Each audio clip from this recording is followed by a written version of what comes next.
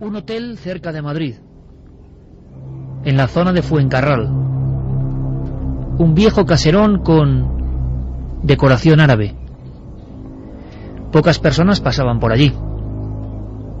Vivía una extraña familia, con no menos extrañas costumbres.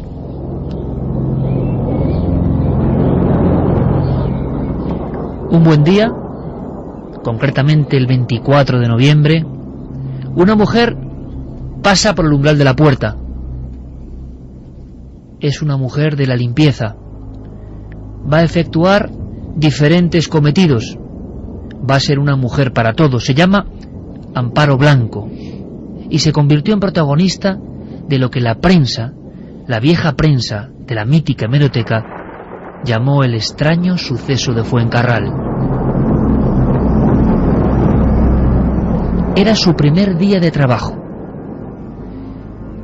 Apareció muerta. Nadie sabe bien cómo. La extraña familia apenas dijo nada. La extraña familia se dedicaba a una cosa que se sigue llamando hoy, espiritismo. Los doctores Reynoso y Cortés no se encontraban a gusto en aquel hotel. Un hotel que servía solo de hacienda de una familia y en cuyas paredes había extraños escritos, poesías que nadie entendía del todo. El primer día de trabajo y muerta. Casi nadie acudió a su entierro. Uno de los que llevó el ataúd casi por compasión y que fue fotografiado en ese acto es un redactor que nada tenía que ver con ella, un redactor de Mundo Gráfico. Había algo muy extraño. Los doctores abrieron incluso de nuevo el ataúd. Efectivamente, ahí estaba Amparo, la muerta, que seguía esbozando una extraña sonrisa.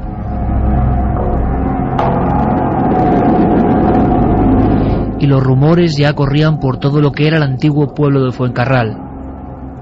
Los espiritistas la habían hecho entrar en un profundo sueño, en un trance, algo que llamaban los viejos científicos hipnosis.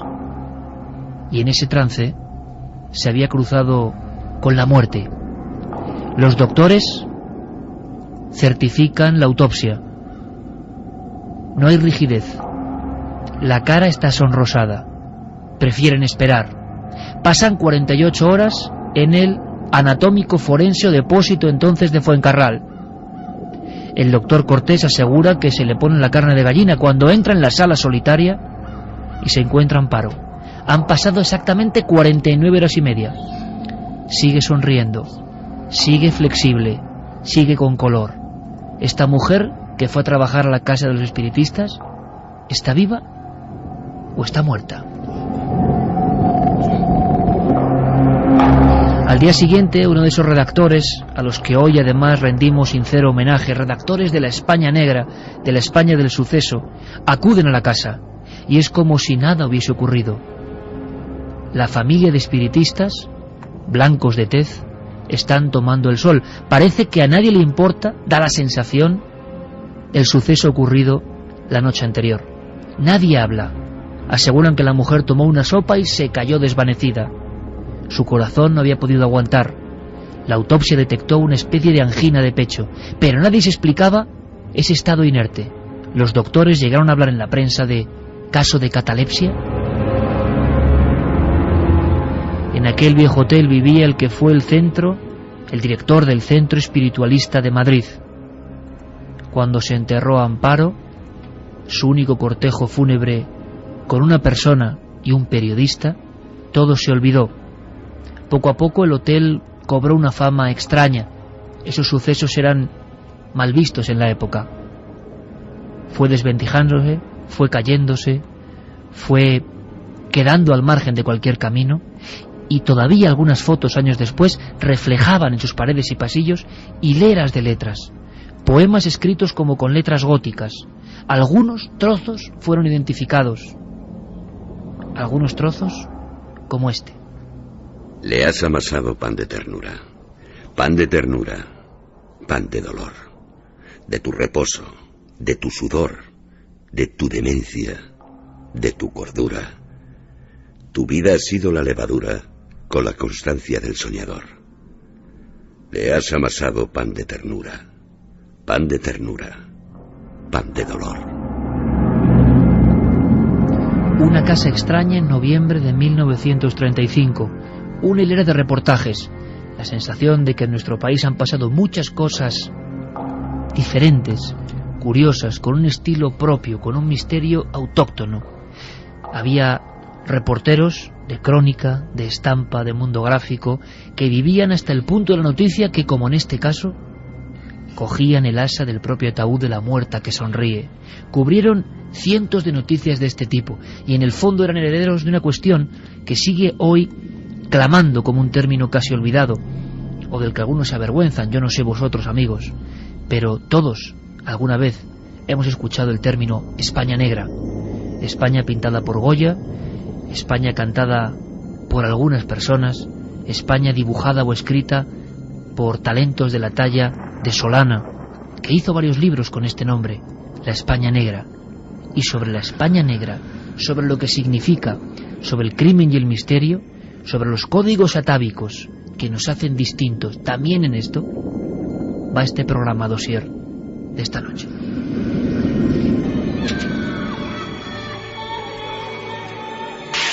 La España negra en Milenio 3. Maestro de periodistas, siempre lo digo así, uno de los últimos de su estirpe, porque este tipo de periodismo ha ido perdiendo fuelle, o la sociedad de hoy no es lo que era. Bueno, será una cuestión de debate. Juan Rada, bienvenido, amigo. Hola, buenas noches. Sí, que...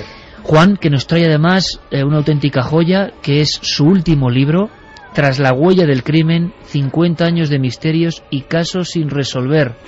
Y un puñado de casos, Juan, con el factor no de la sangre simplemente, no del crimen, por hablar del crimen, sino del puro y duro misterio. Sí, en efecto, porque son casos que tuvieron gran resonancia en su momento, pero cuya resolución han pasado años, todo el mundo ha esperado y dice, ¿qué pasó? Y está la hora en que no se sabe nada. O sea, son casos impactantes, pero sin resolver. Casos con un misterio que quizá pasen las décadas de años y no se resuelvan jamás. Yo hablo del libro de Juan, que lo he devorado, como un libro para no dormir. Me parece un buen eslogan. Un libro para no dormir. Y sorteamos ese libro, Carmen, esta noche. Buenas noches. Buenas madrugadas, Iker. Pues sí, vamos a sortear 3 ejemplares de Tras la huella del crimen, que ha publicado nuestro invitado Juan Rada. Vamos a dar las vías de contacto donde nos pueden hacer preguntas, donde nos pueden contar algunos de los casos de los crímenes más truculentos que a lo mejor se vivieron en su ciudad, en su pueblo, en su localidad, o que estuvieron implicados familiares suyos o que fueron víctimas. Bueno, lo que quieran. Y sobre todo con el factor, ojo, misterio y casi rayando lo sobrenatural. A través de las vías de contacto que siempre tenemos abiertas, 27699, palabra clave milenio, espacio, vuestros mensajes, milenio3 con número, @cadenaser.com y la web de la cadena Ser, www.cadenaser.com. Iker, como cada semana también tenemos una encuesta en ikerjimenez.com. La pregunta de la semana es muy sencilla. ¿Crees que sigue existiendo la España negra? ¿Sabes cómo va la encuesta? A ver, más o menos. 75-20. 83,9 que sí, contra 16,1 que no. ¿Os sorprende, Juan? No, no me sorprende, no. Me parece una cosa muy real. Santi, buenas noches. Buenas noches, Iker. La España de las sociedades secretas, que nos vas a contar, sociedades asesinas en España, con signos esotéricos extraños indescifrables. Y las personas piensan que esto sigue fluyendo, que sigue existiendo. Y no me extraña, porque fíjate que estamos haciendo, por iniciativa tuya, precisamente ese rescate de algo que no es solamente privativo de España. En Estados Unidos existe lo que se llama el gótico americano. Los británicos han promocionado su Londres de niebla y luz de gas, en el que sucedían cosas terribles. Los italianos, curiosamente como nosotros, procuran no promocionar sus cosas de lupara y navaja en mano, esos asesinatos mafiosos. Pero es por una cosa muy sencilla. Los países que promocionan, casi como un atractivo turístico muchas veces, sus partes más terribles son aquellos que consideran que las han superado. Como las han superado, como no les acompleja, como no lo temen, pueden permitirse el lujo de exhibirlo, hasta a veces jocosamente, como algo del pasado, como qué cosas tenían nuestros ancestros, pero nosotros lo consideramos vivo todavía. Con Fermín Agustí, Carlos Largo, Noel Calero en los sonidos tan especiales. ¿Qué ambiente hay esta noche? ¿Notáis el ambiente de esta noche? Vamos a hacer un dossier. Hay que sobrecogerse porque este es nuestro país y ha habido casos que cuando uno indaga en el trabajo que hemos hecho, a mí lo que me impresiona de verdad es que le puede pasar a cualquiera y es la realidad y lo vamos a ver. Personas que entraron en un bar a tomar una copa y no volvieron nunca. Su cadáver sigue buscándose. Personas que iban en una bicicleta y se encontraron con el misterio a la vuelta de la esquina. Sigue encontrándose su pista, buscándose, pero no hallándose. Un perro encuentra una Biblia en unos matojos, una Biblia rota, con unas marcas. Son los últimos códigos de una persona que se esfumó, que desapareció. Sangre y Biblia. Personas que, con la misma Biblia, salieron en mitad de la nada descalzas para morir en la cima de una montaña, con los brazos en cruz. Códigos que se nos escapan. Nuestro viaje empezaba con esta historia de la muerta que sonríe, porque todo, el espiritismo, la hipnosis, el trance, la catalepsia posible, el estupor de los médicos, la época, las frases en las paredes, todo es tan de España negra, y ahí estaban los periodistas, siendo heraldos de algo que había que contar, de algo muy español y muy trágico también. El 19 de julio de 1995, una chica que vivía en Puente Genil, Casterina Carrillo Fernández, salía con su mountain bike. Siempre iba con una amiga, siempre iba con una amiga. Y aquella noche decidió ir sola. Aquella tarde se alejó sola. La siguiente escena de esta historia, propia de la España negra con todos los condimentos, viene en una frase que hemos extraído del libro de Juan Rada. Un grupo de personas busca algo en un epicentro de dolor, de recuerdo, que va a ser clave esta noche: el Camposanto, el cementerio. Tiempo después de esa mujer joven que desaparece en la mountain bike, un grupo de personas con linternas busca algo en un cementerio. Busca algo. Avanzaba silenciosa rastreando el suelo. El parpadeo de antorchas y linternas proyectaba sombras chinescas sobre el campo. La luna bañaba el paraje con luz espectral. De pronto, los integrantes de la batida descubrieron unas potentes luces que apuntaban a los roídos muros del cementerio.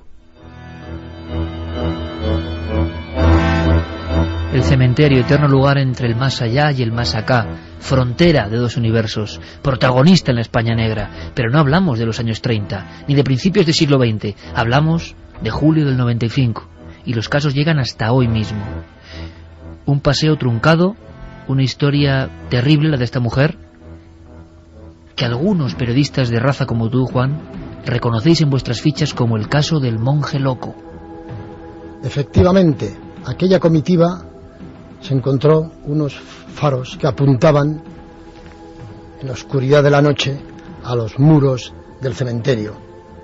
Sorprendidos, estaban buscando a la chica desaparecida, vieron a un señor al lado de una furgoneta con una cuerda. Lo interrogaron porque tenía una actitud extraña, vieron que había manchas de sangre dentro. ¿Qué pasa aquí? Pero eso se quedó un poco en el aire. La Guardia Civil hizo gestiones por allá, pero no se aclaraba porque la niña no aparecía. Ya a los 8 días, un agricultor la encontró muerta y se intensificaron las indagaciones, las búsquedas. El padre iba todos los días al cementerio a rezar, a llevar flores a la tumba de su niña. Y entonces se encontró con un monje por allá que le dijo que esa noche, cuando ellos descubrieron a ese señor, posiblemente lo que proyectaba era esconder allí el cadáver, pero sobre todo confesarse y pedir perdón. Es más, que se confesó con el padre prior de ese crimen que había cometido. El padre, claro, el padre de la niña, se alteró, quisieron saber la verdad, pero, en fin, dentro de la congregación hubo contradicciones y ya vamos a llamarle el monje delator, ya se había trasladado a Sevilla. Fueron a Sevilla, pero se había convertido en el monje loco. Había intentado suicidarse lo habían metido en un psiquiátrico, su testimonio no valía. ¿Qué pasó? Fue arrepentimiento, porque se soltó el secreto de confesión, porque dijo la verdad, porque él se llevó el secreto al manicomio y ese crimen sigue sin esclarecerse. No se sabe nada.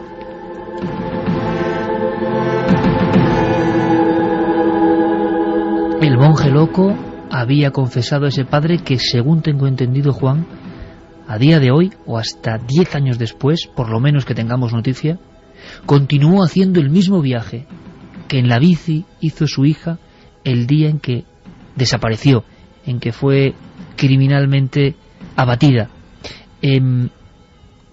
Esa congregación de monjes de una orden de la resurrección, sí, que se encargan de el adecentamiento de los cementerios, ¿no? Sí. Se marchó tiempo después. Y en Puente Genil y toda esa zona que tú conoces bien, quedó el ambiente de que unos criminales que vagaban cerca del cementerio para esconder en un nicho el cuerpo de esta chica, no pagaron, como en tantos casos que recoges, que es lo que da miedo de tu libro. No pagaron. No, y además habló de que habría incluso 4 implicados, y por eso se sigue diciendo que el espectro de esos 4 implicados que procedían del pueblo de Lucena sigue vagando por allá. O sea, el padre de esta chica pues está sumido en el dolor porque hay unas posibles pistas, pero como se han convertido en espectros, pues este crimen no se ha resuelto, han pasado ya 16 años y ya prácticamente no se aclarará nunca. Esa primera escena es propia de las historias de crímenes que ocurren en lugares de la España negra, en lugares comunes, en lugares que, como decía, han plasmado pintores o han dejado en cuartillas los escritores. Muchos, como Solana, por ejemplo, que murió. Yo creo que merece la pena volver a ver a Solana. Quienes no sepáis mucho de pintura española, yo soy el primero que no sabe, pero me sorprendió. Es un hombre que se dedicó, algunos le llamaban genio, otros loco, la delgada línea, a poner en sus cuadros llenos de color y de negrura, de oscuridad, caretas de cerdo, animales colgados, máscaras de carnaval que daban miedo. Y todo eso fue complejizando hasta que sus cuadros se convirtieron en bodegones casi del horror, de la tragicomedia de la España negra. El propio Solana llenó su casa de estos objetos, de este tipo de objetos que representaban esa España como eterna, estigmatizada, llena de pulsiones violentas, llena de misterios, y que no acababa de morir, y que se la odia y en algún aspecto se la ama por lo fascinante que puede ser. Solana murió, según cuentan biógrafos, viendo esas máscaras, caretas de cerdo humanizadas, decapitadas, rondando en su propia cama, hablándole, como si los espectros de la España negra, como le ocurrió a Goya, la atemorizasen. Francisco de Goya, cuando llena su casa con las pinturas negras, cuenta uno de los biógrafos que huyó de allí despavorido, no por cuestiones políticas, no por cuestiones materiales. Dejó la Quinta del Sordo con las más espantosas escenas de la España negra, porque dicen que una noche aquellas pinturas que rodeaban su casa, que envolvían su comedor, su dormitorio, que le miraban una extraña danza, aquellas pinturas, repito, una noche de repente se pusieron a hablar. Porque, Juan, una de las claves eternas de la España negra es el cementerio como lugar donde deshacerse de cuerpos. Ha habido casos en cementerios donde, cuando han ido los enterradores, han abierto una tumba y se han dado cuenta de que lo que había ahí no podía estar ahí, que algún maleante, algún criminal de la España negra había aprovechado el eterno silencio y el miedo que nos da el cementerio para actuar. Un caso tremendo fue el de la tumba de Ituren. Sí, los cementerios a veces se han utilizado como un medio de escondrijo de cadáveres. En pueblos que a lo mejor había fallecimientos cada 10, cada 15 años, pues nadie iba a mirar ahí. Levantaban una lápida en un panteón, metían un cadáver. Pero ¿qué pasó en Ituren en 1966? Pues murió una señora, Luisa Urroz, viuda de Iturbe, y fueron a enterrarla en el panteón familiar. Eran los ricos del pueblo y era el único panteón. Al correr la pesada piedra, se encontraron en el pasillo que separaba los nichos con 2 cadáveres abrazados, entre ellos cubiertos con una pequeña lona y unas cuerdas. ¿Qué es esto? Rápidamente llamaron al enterrador, al juez de paz. Nadie sabía nada de esos 2 cadáveres, no eran vecinos del pueblo, no eran vecinos de ningún lado de la zona, porque en 15 años no había fallecido nadie. El forense dijo que habían fallecido, que llevaban enterrados un año así. El tema se complicó cuando se comentó de que podían ser el cadáver de Ben Barka, líder de la oposición marroquí, y de su secretaria, desaparecidos precisamente en aquellas fechas, misteriosamente, en París. Ahí surgió la ley, ahí se impuso la omertá, la ley del silencio, porque el régimen no quería problemas. ¿Tú has vivido la ley del silencio, Juan, como periodista? Sí, ese fue, vamos a decirlo, pues el primero de los casos, porque se personó una noche la Guardia Civil para decir que no se podía publicar nada de ese suceso. ¿Tú trabajabas en Diario de Navarra? Yo trabajaba en Diario de Navarra, esto era el año 1966, en el otoño, y nosotros levantamos esa noticia, incluso el caso también estuvo. Lo que pasa es que el caso no dijo nada de la persona de Ben Barka, lo dio como un crimen misterioso sin más. En una tumba han aparecido dos cadáveres amarrados, hombre y mujer, en una tumba de un pueblo pequeño donde nadie muere. Desnudos. Vosotros indagáis y decís, pueden ser dos dirigentes políticos importantísimos que han sido quitados de en medio. Y ahí llega otro elemento de la España negra clave, Juan, la advertencia del poder. Sí, porque cuando fuimos allá, yo entonces mandé la crónica para Europa Press y demás, observé que, aunque estaban desnudos, había un zapato de rejilla de medio tacón. Entonces, una gente que pasa por la frontera, una mujer, no va con zapatos de ese estilo. Además habían dicho, no, son portugueses, gente clandestina, no, o sea, la manicura. Pero es que al hombre le faltaba la dentadura. Eran tiempos en que no había pruebas de ADN. Y en medio de la cabeza tenía un balazo. O sea, no era una muerte natural, no era un portugués que se había congelado, era que dos elementos importantes, vamos, el líder de la oposición marroquí y su secretaria, su mujer de confianza, la que dominaba todos los secretos de la oposición, que los habían matado. Y después de eso, tierra sobre la tumba, silencio absoluto hasta hoy. Llegó la Guardia Civil, preguntaron por el director del periódico, llegaron a las 10 de la noche, le dijo, pues lógicamente está cenando, vuelvan ustedes después. No vamos a volver. Hay una orden de la jefatura del Estado cerrando por completo este tema. Sacaron sus placas de acreditación, que eran del Servicio de Información de la Benemérita, y dijeron, ni leches, ya de esto no se publica nada. Y jamás se ha vuelto a publicar nada. Fue Cuarto Milenio el que hace 2 años volvió a sacar a la palestra este tema con nombres, con apellidos, con datos concretos.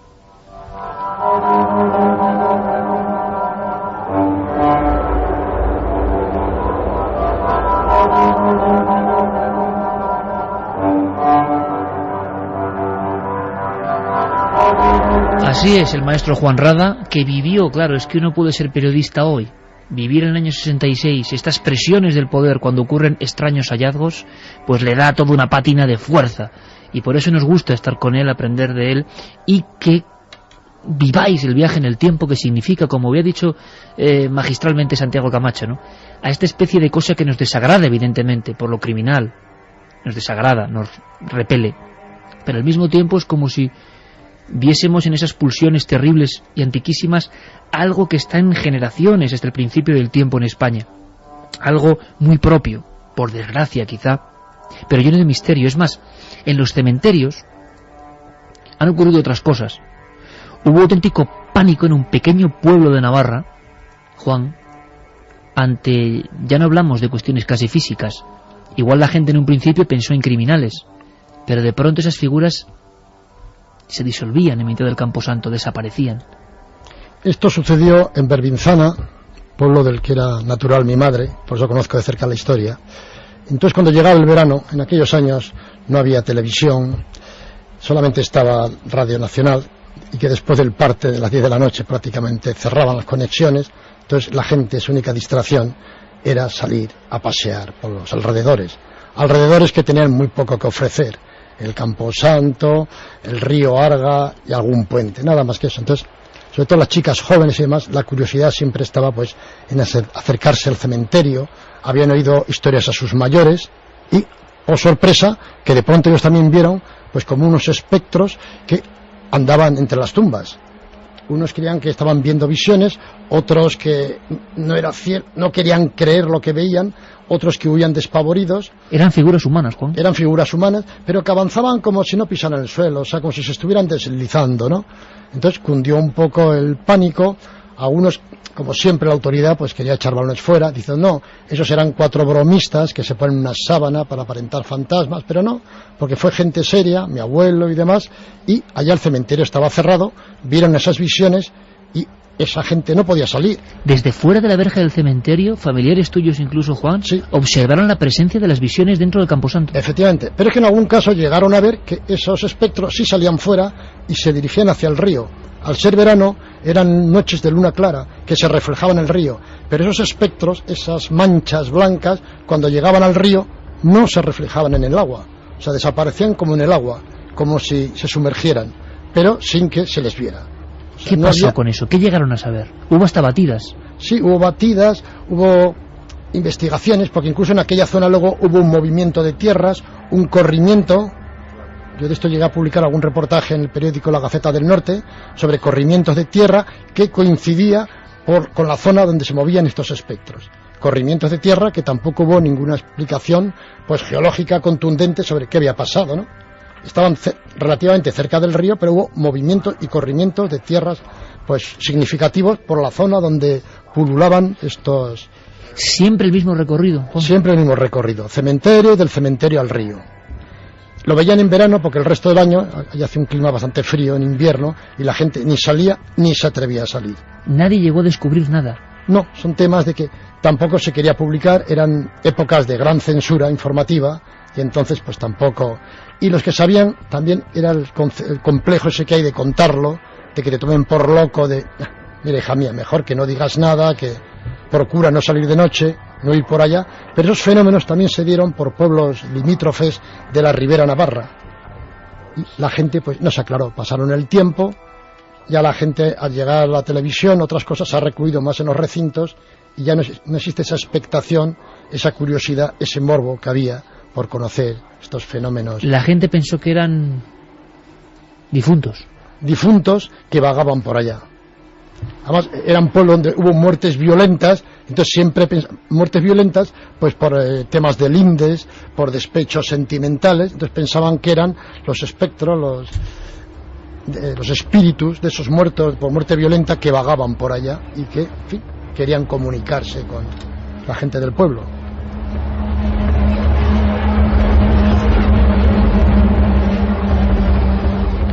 Pues, en fin, casos que en su propia coraza tienen todos los elementos propios de lo que llamamos España negra. Yo no sé si ha variado la encuesta, Carmen, porque claro, hoy con Internet, con los iPhone, iPad y 1000 artilugios, con los satélites, ¿qué queda de la España negra? ¿Acaso están pasando casos en la actualidad? Pues sí, y lo vamos a contar.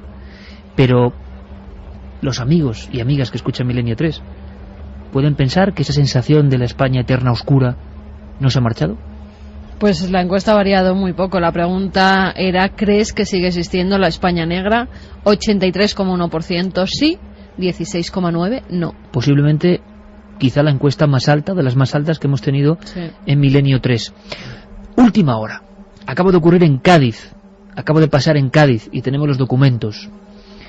Otro de las artes terribles y misteriosas, y que ha dado para muchos asuntos de la crónica de lo paranormal también, es el cadáver emparedado, el cadáver detrás de una pared, el cadáver que sigue estando en una casa, aunque quien vaya allí, quien more allí, no lo sepa, que no se marcha del lugar, y es que físicamente los huesos, la carne está dentro. En Cádiz, el hallazgo de una niña muy especial, y incluso estudios esta misma semana que son alucinantes. Se han dado a conocer ahora unos documentos porque cuando se hace el hallazgo en la iglesia de San Lorenzo, en Cádiz, es en el año 1987. Se están llevando a cabo unas obras de rehabilitación del templo y en una de las bóvedas de la iglesia encuentran el cuerpo momificado de una niña. No tiene ataúd, está vestida con un vestido de encaje, con unas medias de lana, con unos zapatos. Todo apunta a que es una niña que vivía en sus padres en una posición acomodada. Hemos podido hablar, Iker, con una de las principales especialistas que han hecho los análisis a esa niña, que la han estudiado. Se llama Milagros Macía, es profesora, experta en medicina y en arqueología, y esto era lo que nos contaba sobre ese hallazgo. Al parecer estaban restaurando parte de la cúpula y en un hueco en la parte externa correspondiente a la cúpula, pues allí la encontraron los trabajadores. Lo que conocemos de ella, pues que tuvo una serie de malformaciones, una serie de lesiones asociadas a esas malformaciones, y que esas lesiones pues se debieron dar en unas circunstancias traumáticas. Se cree que la niña tenía entre 4 o 5 años, que fue enterrada entre últimos del siglo XIX, principios del siglo XX, cuando ya en las iglesias además no era costumbre enterrar a la gente. Hay unas características especiales en esa pequeña, porque las personas que aseguran haberla visto cuando fue descubierta decían que tenía un rictus de dolor en su cara, en su rostro. Es lo que espantó a los que picaron la pared y se encontraron una niña como gritando en momia. Exactamente, además tenía vuelta la cabeza, parecía que un hombro lo tenía dislocado porque estaba bastante por encima del hombro izquierdo, que era el que tenía en posición normal. Trasladan a esa niña momia al Hospital Naval de San Carlos, donde la realizan pues una serie de estudios radiológicos y encuentran que tiene luxaciones en la cabeza del húmero, el hundimiento de la 9ª costilla y otras malformaciones y lesiones que en un principio parecen congénitas. Además, parece o apuntan los médicos que podía sufrir una enfermedad conocida como Sprengel. Esa enfermedad pues precisamente hace eso, que un hombro lo tenga más elevado que otro, y que ello puede haberse complicado con una serie de espasmos que tuvo la niña, porque puede ser que fuera epiléptica. La profesora nos contaba qué podía ser ese síndrome y por qué podía estar la niña en esta posición. Bueno, es una malformación del hombro que digamos, aparentemente, si una persona lo padece, lo que vamos a ver en ella es que tiene un hombro más elevado que el otro, por un acortamiento muscular, por una hipoplasia, o sea, por una disminución del tamaño de la escápula de ese lado, y otra serie de malformaciones que pueden ir acompañadas, ¿no?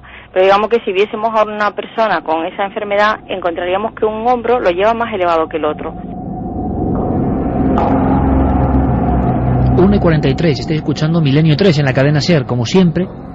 La pregunta, que imagino que es la pregunta de muchos ahora mismo, es ¿por qué una niña fue emparedada tan pequeña y con estas enfermedades? Y en una iglesia. Y no se tiene un no solo... enterrada. No enterrada, emparedada. En una iglesia, en la bóveda además, en un lugar casi inaccesible. Si no se hacen, pues como en este caso, las obras, es imposible que la encuentren. Sin no ninguna se inscripción sabe, diciendo aquí está. Exactamente, sin ataúd. No se sabe quién es esa niña, no se sabe cuáles son las causas de su muerte y sobre todo no se sabe por qué fue enterrada precisamente en ese lugar. Luego le voy a preguntar a Santiago Camacho por esas tradiciones de españoles que a veces místicos se emparedaban en vida. Había muchos que una forma de aproximarse a Dios, su creencia, era dejarse morir y ser emparedado. Pero es que estoy viendo ahora mismo, Juan, ¿sabes qué? Estoy viendo una calle de Madrid, una calle no muy lejos de aquí, de la Gran Vía, una calle de la zona castiza. No es la mejor época, son los años 80, son años de droga, años de gentes un tanto oscuras en su comportamiento. Es la calle Luciente número 9, es un mesón que se llama el Lobo Feroz, y estoy viendo a una persona regia de aspecto, cara contraída, está sentado en la mesa, está la persiana echada, porque hace mucho tiempo que casi nadie va al mesón del Lobo Feroz, y está bebiendo constantemente. Le llaman el Legionario, uno de los últimos hombres que emparedaban en nuestro país. Un mesón que evidentemente aparece en tu trabajo, que es crónica pura del horror de la España negra. Sí, es una historia curiosa. Este local lo compró un subcomisario de policía, al cual las prostitutas de la zona de Delicias lo apodaban el Lobo Feroz, y el hombre, con sentido del humor, decidió ponerle ese nombre, el Lobo Feroz, para que lo explotara a su hermano. Posteriormente lo cogió una famosa prostituta llamada La Rubia para, lógicamente, poner un puticlub. No es una zona muy apropiada para ello, para vender copas caras, y entonces una señora, madre de un legionario, cogió el arrendamiento para que su hijo tuviera pues una forma de ganarse la vida. Este hombre, de complexión fuerte, que había estado en un tercio de la Legión, era un hombre arisco, de trato distante y muy dado a la bebida. Entonces algunas noches a última hora, cuando ya estaba pasado de alcohol, su cuerpo le pedía sexo y se acercaba a la calle de la Cruz, en el centro de Madrid, muy cerca de aquí de la Gran Vía, y contrataba los servicios de alguna prostituta que había. Se la llevaba al bar, intentaba realizar el acto sexual, pero el exceso etílico que tenía no se lo permitía. La profesional decía que ya había pasado un rato y que tenía que volver a hacer la cera. Este, que se sentía humillado, despreciado, cogía el cuchillo jamonero e in misericorde las empezaba a rajar de arriba abajo. El primer caso que se dio fue el de una chica, Araceli Fernández, que la intentaron matar, pero salvó la vida. Se pudo escapar, pidió auxilio, la policía se presentó allá y bueno, como era una prostituta, dieron validez a sus palabras. Me ha querido robar y demás, y la historia ahí quedó diluida. Pasó el tiempo, el local cerró por el poco público que tenía. Lo cogió otra persona, quiso hacer obras de reforma, y cuando los obreros estaban picando con la alcotana debajo de la escalera que conducía al sótano, se encuentran un cadáver, se encuentran 2 cadáveres. Llega la policía, ¿qué es esto?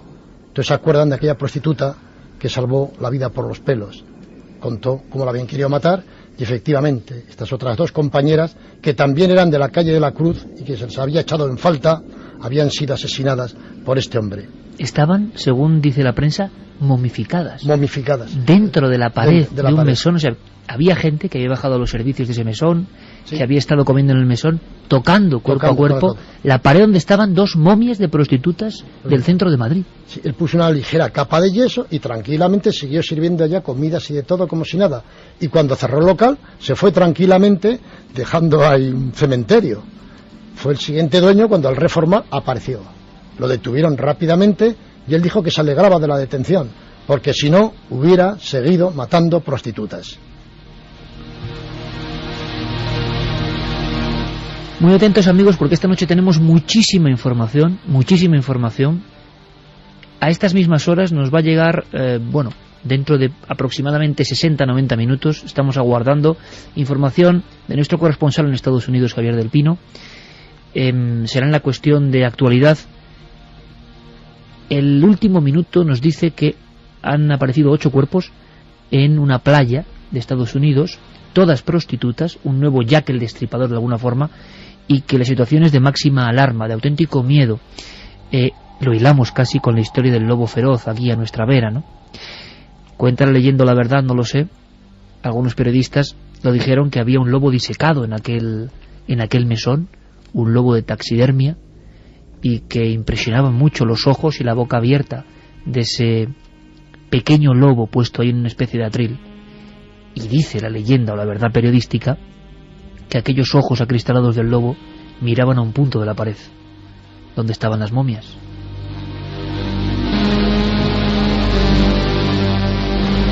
Esa extraña tradición española, Santiago Camacho, compañero, de místicos, que esto sí impresiona, porque el emparedamiento por lo criminal, quizá esta niña, quién sabe, tiene, entre comillas, cierto sentido esconder el cadáver. Había personas que decidían autoemparedarse. Sí, además, no te creas que es tan extraño.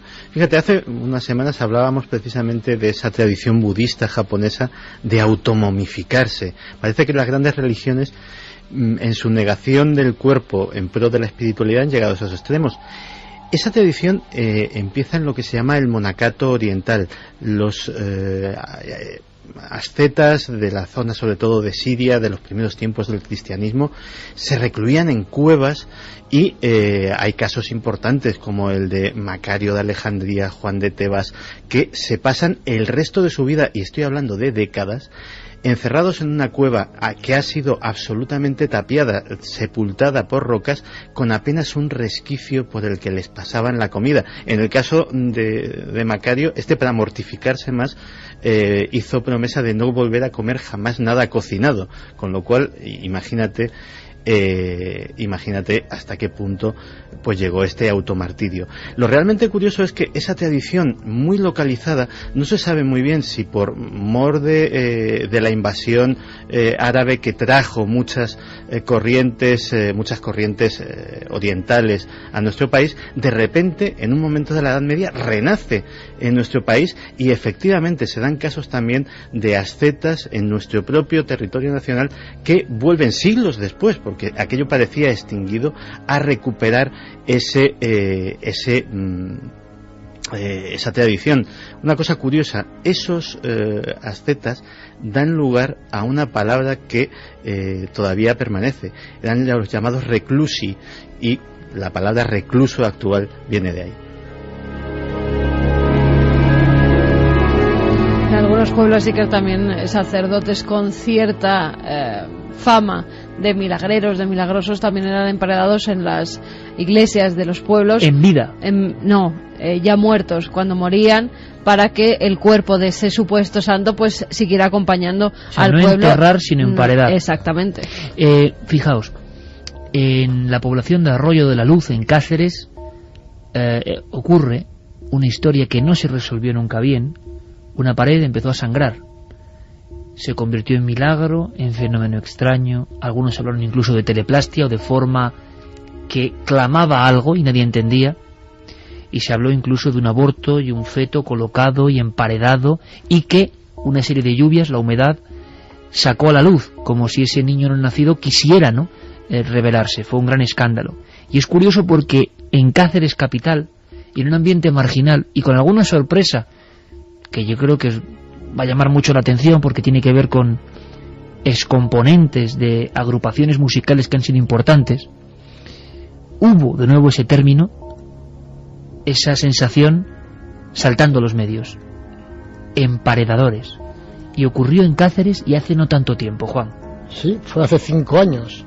Zósimo era un personaje ya popular porque era un guitarrista de rock transgresivo.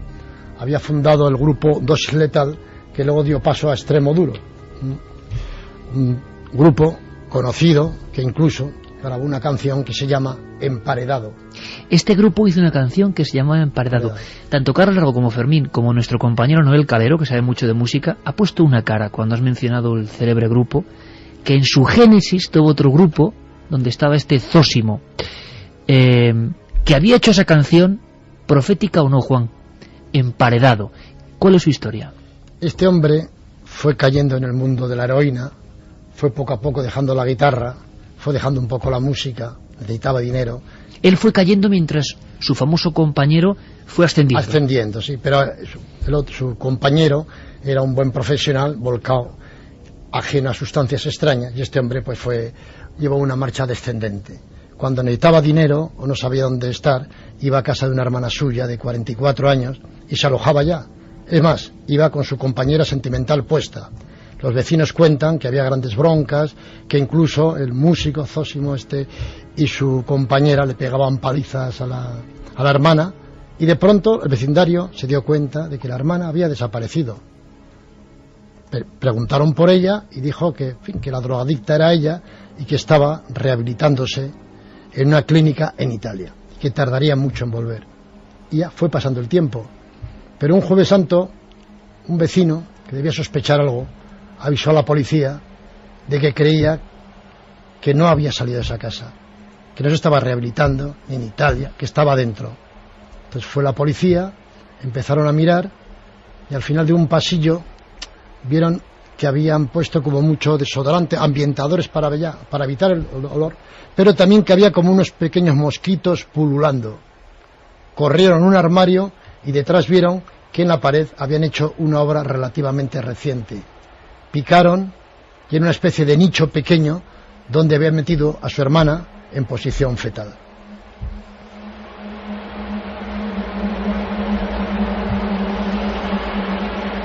Casos recientes donde surge la historia del emparedamiento. En el año 93 también en la calle Argento de Vallecas, en Madrid, una familia de la etnia gitana entran a esa casa que estaba abandonada y empiezan a hacer una serie de rehabilitaciones, a tirar muros para construirse pues allí un lugar donde alojarse. Y cuando tiran uno de esos muros ven que salen unos pies. Les da tanto miedo, ya lo sabemos además, sí, que esta gente es muy supersticiosa, que tiene... Como alma que lleva el diablo saliendo allí. Salieron, además los vecinos aseguran que cogieron la furgoneta que tenían, que se llevaron por delante, incluso los cubos de basura, porque lo vieron como algo maligno, como algo que les decía que allí, claro, no se podían quedar. Un cadáver del cual solo salen los pies al tirar un muro. Al parecer estaba dentro de una especie de lona, estaba atado y estaba como haciendo el pino. Así es como lo encuentran los vecinos, que dicen, bueno, que han visto esta gente, ¿qué pasa aquí dentro? Entran y se encuentran que han tirado el muro y que hay un cadáver. Llaman a la policía y efectivamente estaba como en posición hacia abajo. Le habían enterrado así, le habían emparedado así, porque era un drogadicto, había estado rehabilitándose en Vitoria, había conocido allí a otro drogadicto al que llamaban el Pepe de Sevilla, eso ponía en las noticias. Y pues por una pelea Pepe le clava un pico en la cabeza y después deciden emparedarlo, y él y un compañero lo dejan allí hasta que esta familia de gitanos lo encuentra. Juan, si puedes en apenas un minuto, ¿cuántas veces la alcotana o la piqueta en obras que han sido tan habituales en nuestro país se han encontrado con sorpresas? Por ejemplo, en un discreto hotel de Mallorca, una reforma y aparece una mujer. Sí, aparece una mujer. ¿Y qué pasa aquí? Nadie sabía quién era esa mujer. Interviene la policía y, investigando, haciendo memoria, recuerdan que 19 años antes una empleada se había ido y la familia suya de Granada había preguntado por ella. Entonces pensaban que se habría ido a otro lado. Entonces empezaron a investigar, cogieron el ADN de este cadáver que apareció allá, compararon con la hermana y efectivamente era la empleada que llevaba 19 años allá emparedada. Siguió la investigación y ella sucedía que mantenía una relación adúltera con otro empleado del establecimiento que estaba casado. Ella le dijo que o dejas a tu mujer y te vienes conmigo o lo dejamos. Él le dijo que como lo dejaran iba a hacer una locura. Entonces ella le dijo a su hermana, oye, que me voy para Granada. No tuvo tiempo. La mató, la cortó y la emparedó al lado de la piscina. Y muchos turistas se bañaban en la tranquila piscina con los niños, y había junto a los tabiques de la piscina una mujer del año 1977. Imaginaos escenas que vamos a seguir no recreando porque son pura realidad. Esa sensación, como le pasó a la primera protagonista de la noche después del caso de la muerta que sonríe, esa chica que se iba en bicicleta, ella había dicho que alguien la seguía. Otra sensación, mirar por la ventana en tu cuarto y ver que hay un individuo que nunca es perfectamente definible, puede ser como cualquiera, pero la chica tiene la sensación de que alguien le está vigilando. Chicas que dejaron en su diario, este cardo se va a convertir en una rosa, y después desaparecieron para siempre. Un perro encontró la Biblia y manchas de sangre. Estamos acostumbrados al CSI, a las historias que nos cuentan los norteamericanos, que lo hacen fenomenal, mejor que nadie posiblemente, pero rascando un poco en nuestro país y en los últimos años encontramos historias que yo creo que son insuperables. Ese bar en mitad de Barcelona donde entra gente y no sale jamás. No es leyenda urbana, es realidad. Y ese hombre que va con una friambrera de carne humana vagabundeando por Albacete buscando víctimas, el último caníbal español. Todo eso y mucho más a la vuelta. Milenio 3. 2 y 8 minutos, descomprimimos un poco porque la actualidad, como veis, viene llena de cuestiones. Estamos indagando profundamente en los parámetros, en los iconos, en la verdad y el miedo que junta crimen y misterio de la España negra. ¿Existe todavía?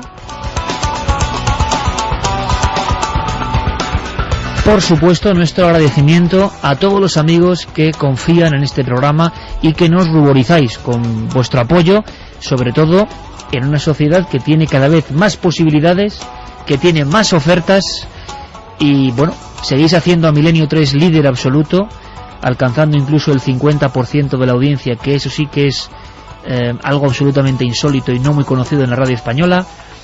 El último EGM nos da 541.000 oyentes todas las noches. Estamos muy orgullosos de que estéis con nosotros. Y un dato más que nos deja también sin habla: la página nuestra página amiga, ikerjiménez.com, dirigida, coordinada por Guillermo León, donde precisamente tenéis la conexión con Facebook, con Twitter, la encuesta, las vías de contacto, que por ejemplo este mes superaba la barrera de las 700.000 descargas del programa Milenio 3. En fin, no podemos estar más contentos, intentaremos hacerlo con todas las fuerzas para estar a vuestra altura. Una vez más, el mismo mensaje, y llevamos 10 años haciéndolo. Gracias por hacer a Milenio 3 líder de la madrugada en la radio española. Gracias.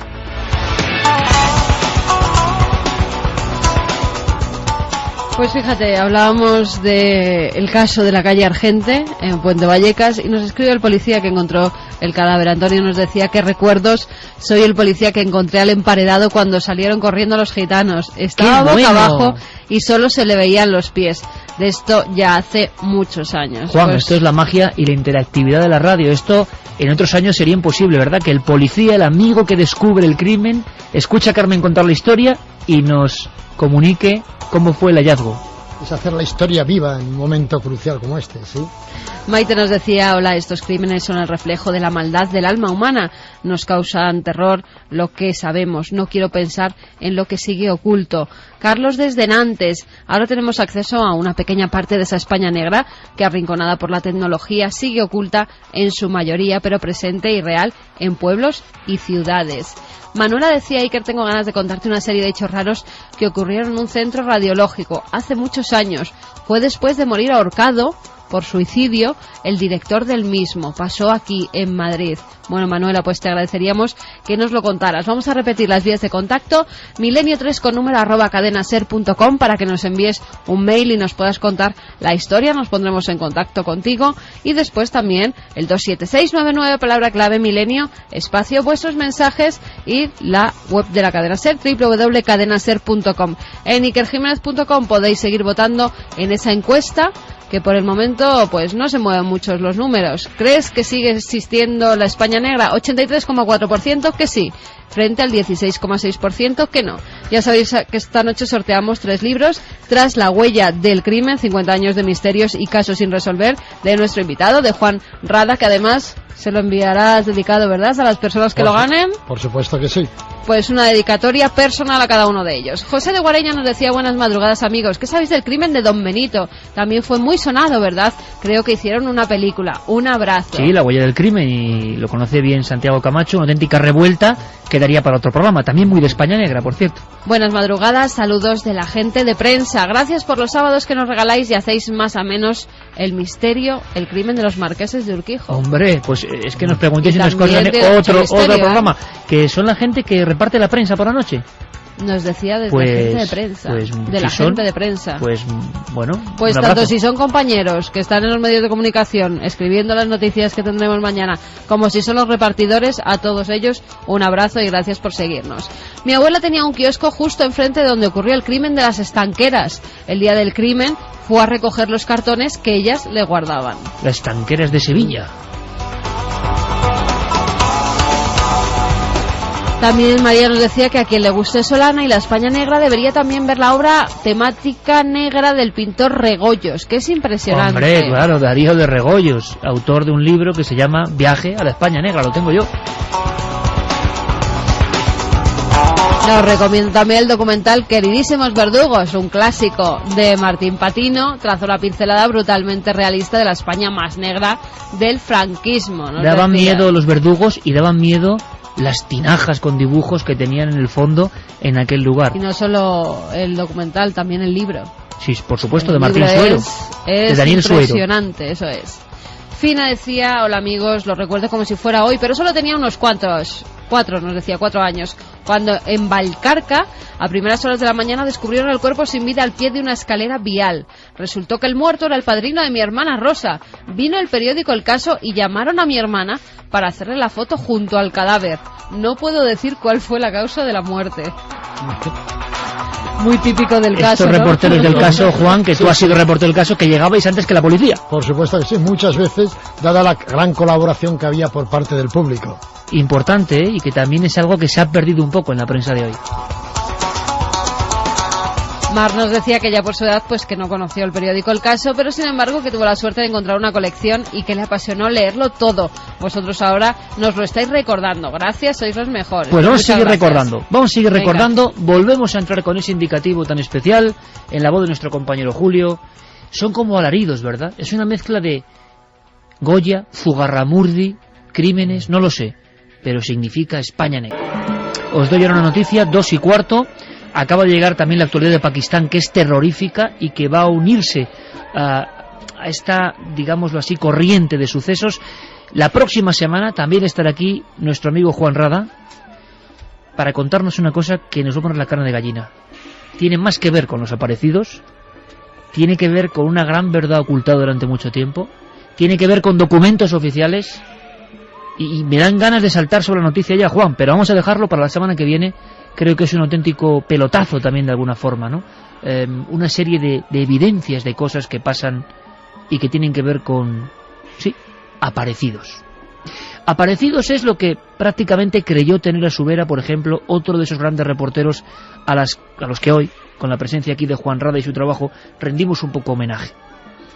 Del periódico Crónica, años 30, José Cirré Jiménez. Imaginaos a un reportero como los de Tampa, como los de Mundo Gráfico, como los de Los Sucesos, que reciben en su pequeña y humilde mesa, donde circulaban tantas y tantas historias increíbles, con las que embelesaban al público y con las que investigaban y se fundían con las gentes, y eran auténticos detectives y llegaban a veces antes que la policía.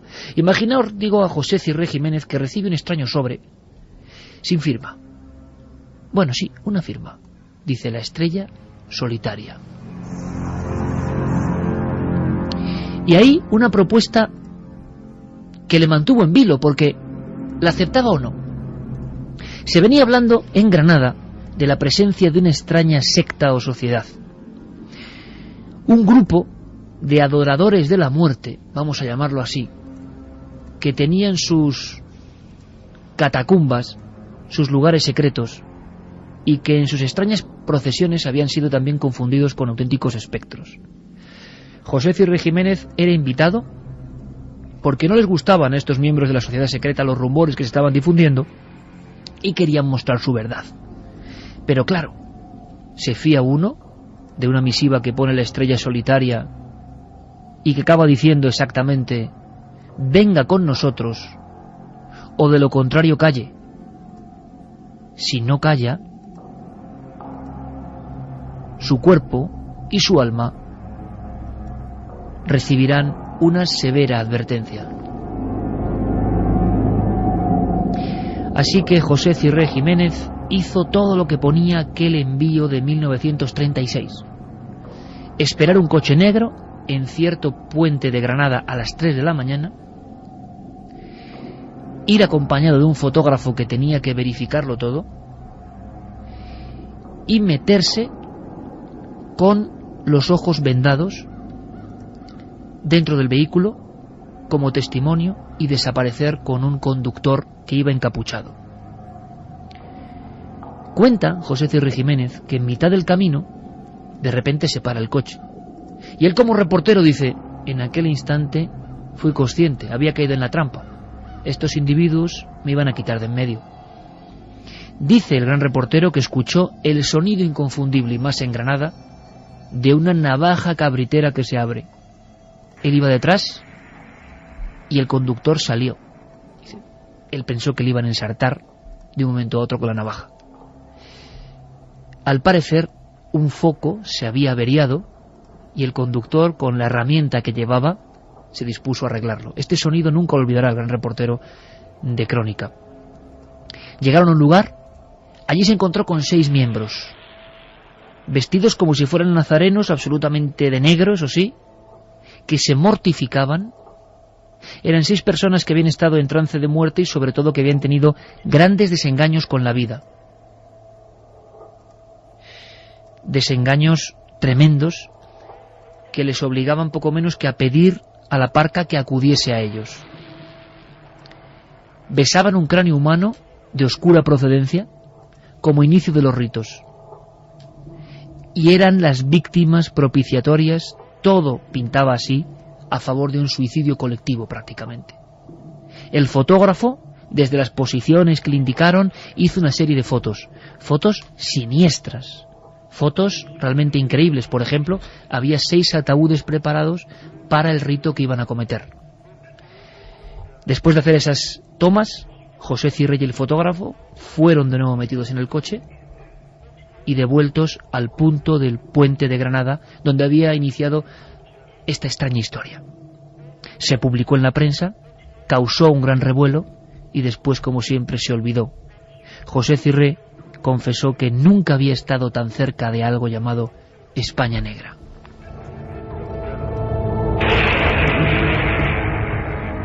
Sobre sociedades secretas españolas se podría contar mucho, sociedades que tengan que ver con esta oscuridad, Santi, y aunque sean flashes en retazos, algunas cuyos nombres causan espanto todavía hoy.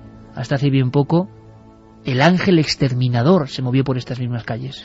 Pues sí, y así lo comentábamos hace unos cuantos meses, fue precisamente en el siglo XIX, 1820, esa década fue en la que cogieron mayor importancia, y el Ángel Exterminador o la Inquisición Secreta, que era su otro nombre, era una sociedad secreta absolutista que su máximo objetivo era la vuelta a instaurar del Tribunal del Santo Oficio en nuestro país. Claro, lógicamente en una época convulsa como es el siglo XIX español, lógicamente en el otro bando, en el bando liberal, también había sociedades secretas que le hacían la contra. Incluso hubo una especie de guerra secreta con partidarios de el Ángel Exterminador o de la Sociedad de los Caballeros Comuneros, que eran sus grandes enemigos, que eran encontrados en callejones desangrados a navajazos o a tiros de pistola. La Sociedad de los Caballeros Comuneros, además, se sabe bastante más de ella. Se reunían muy cerca de aquí, en el Café de Malta, que estaba cerca de la Puerta del Sol, o en la Fontana de Oro, que todavía existe en aquellas zonas. Y eran también terribles. Si al Ángel Exterminador se le atribuye la ejecución del maestro Cayetano Ripoll, que fue terrible y además fue seguida del descuartizamiento y la repartición entre el pueblo de los trozos del finado, pues los caballeros comuneros tienen a su cargo diversas matanzas de frailes que hacían al grito de «Muera Cristo, viva Luzbel, muera Don Carlos, viva Isabel». ¡Viva Luzbel! ¡Viva Luzbel! Directamente, «Muera Cristo» era uno de sus gritos de guerra. Y el atentado más osado que cometieron fue el del capellán del rey, Matías de Vinuesa, que estaba en la cárcel porque había participado en un complot para devolver el poder absoluto a Fernando VII y le habían condenado a 10 años de cárcel. A los comuneros no les pareció lo suficientemente dura la condena y asaltaron la cárcel y asesinaron al sacerdote a martillazos. Tan sonada y tan impune fue aquella acción que se crecieron, y a partir de entonces a sus corbatas moradas, porque el morado era el color con el que se identificaban, porque decían que el pendón de los comuneros de Castilla era de este color, pues añadieron alfileres de corbata o gemelos que llevaban un martillo. Y como curiosidad cabe decir que precisamente el color morado de la bandera republicana viene precisamente de esa sociedad de los comuneros. Estampas puras de la España negra. El Ángel Exterminador, los comuneros y sus reyertas sembrando de cadáveres las calles de Madrid y otras ciudades. Por cierto que hemos empezado con la estampa del cadáver que sonríe, la primera hora. Hemos seguido con la visita de un periodista a la guarida de la estrella solitaria. Y José Cirre Jiménez lo que sí que hizo como buen reportero, no había grabadoras, es anotar. Es casi a vuela pluma dejar negro sobre blanco la extraña letanía, la extraña canción a modo casi de miserere que aquellos 6 individuos en las entrañas subterráneas de Granada cantaban cada noche mientras besaban un cráneo humano con extraños signos y se metían en unos ataúdes.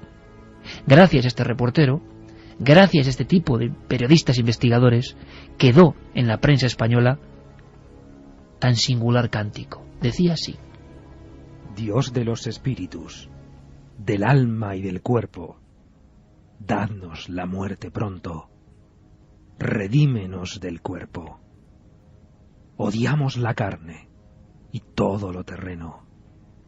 Ten piedad de nosotros y llévanos al cielo. Muerte cobarde, ven por nosotros.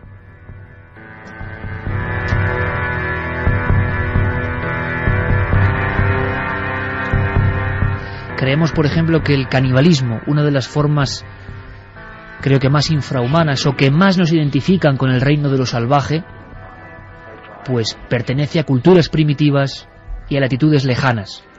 La siguiente escena, Juan, y ahora vamos a saber lo que está pasando en un cementerio en Pakistán, que creo que es, pues eso, para no dormir.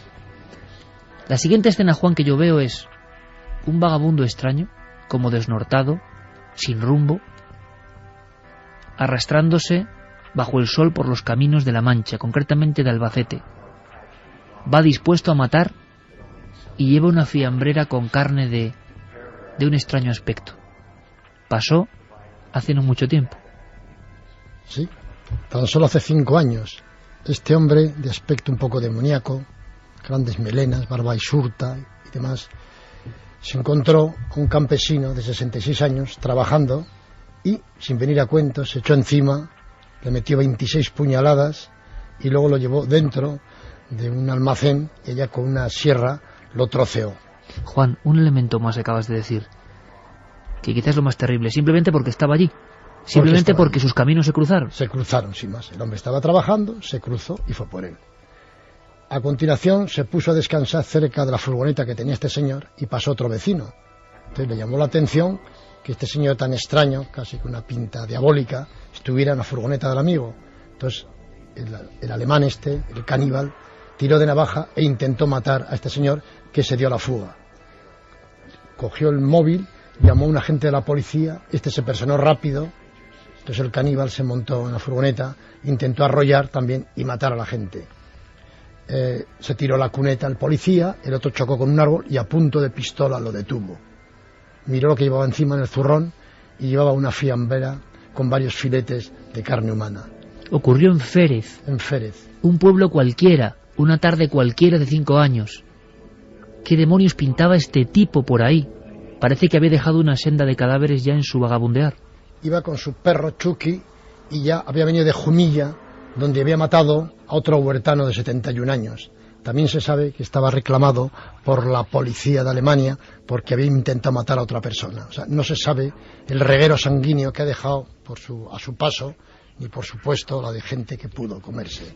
Vamos a ver, Juan, dicen que a este primer huertano de Murcia, un hombre de 71 años que sigue trabajando tranquilamente, se le aparece esta figura y que le clavó el puñal, la navaja, de forma tan fuerte que rompió la hoja en la cabeza. Efectivamente, rompió y se siguió cebando, o sea, con un odio terrible, visceral, a una persona que no conocía de nada. Pero era una persona rara. Su ídolo era Freddy Krueger, el protagonista de la serie. ¿Y cómo un hombre así puede ir vagando por España? Esa es la gran pregunta de la España negra, que parece que si pasa hace 5 años está pasando. ¿Cómo es posible que un individuo así, Juan, vague por los caminos en pleno día, utilizando cañadas, utilizando caminos comarcales, y cualquiera de nosotros, en bici, caminando, un padre con un hijo, una mujer que va a hacer un recado, pueden cruzarse con un individuo de este tipo? ¿Cómo es que no hay ningún control para este individuo? Era un señor que estaba en búsqueda y captura, iba vagabundeando, y si no llegase porque aquella persona tiró de móvil y avisó a la policía municipal, pues hubiera seguido matando. Era un hombre muy raro, porque en su agenda decía que me gusta brindar con vino negro del cuerpo del muerto, brindar con sangre de mis víctimas.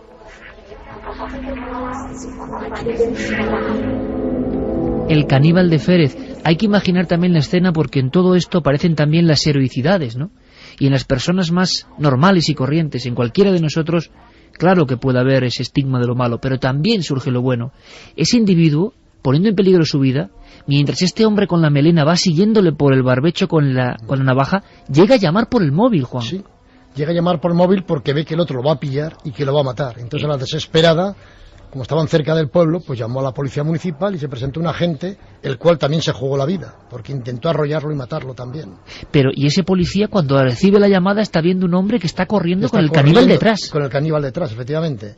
Y entonces va también a por el policía, y este se salva porque se arroja a la cuneta, le sigue corriendo y se estrella contra un árbol. Y a punta de pistola consigue detenerle, y encuentra la friambera ahí con los filetes ya condimentados, o sea, para comer, o sea... De carne humana. De carne humana, para ingerirla.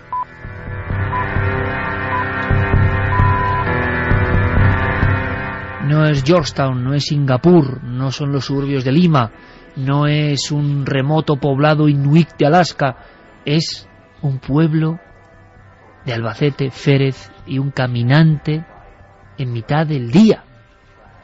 La última hora llega desde Pakistán, y desde que Carmen está indagando la veo con mala cara, sinceramente, por el impacto, y no es normal. ¿Qué ha pasado en Pakistán estos mismos días? Pues las noticias que nos llegaban a España es que 2 caníbales se alimentaron de cadáveres durante al menos 7 meses. Cadáveres que desenterraban de un cementerio de la localidad de Coar Kalán. Y bueno, eso era lo que nos decían las noticias, que al parecer pues la policía encuentra en plena acción a estos caníbales. Pero buscando e incluso acudiendo a periódicos de la zona han informado que la cosa es todavía peor. Vamos a ver, el año pasado estos 2 hermanos, que son hermanos, los caníbales son hermanos, asesinan a su propia hermana por razones de honor. Al parecer la hermana había cometido algún acto que no había gustado a la familia, ellos la asesinan e inmediatamente empiezan a comer su carne. Después de esto, Iker dice que se hacen adictos a la carne humana y que entonces no pueden dejar de ingerir cuerpos de personas recientemente fallecidas. Hasta tal punto que uno de ellos, Rana Farman, así se llama uno de los detenidos, mató a su propio hijo para después comérselo. Se han encontrado los restos, los huesos del niño, y ahora se sabe que la última persona a la cual estaban devorando era una chica que acababa de morir de cáncer, tenía 24 años, y encontraron cerca de la localidad donde viven ellos, cerca de su casa, el cuerpo de la joven al que ya habían comido una pierna entera. Los padres de esta joven no se lo podían creer.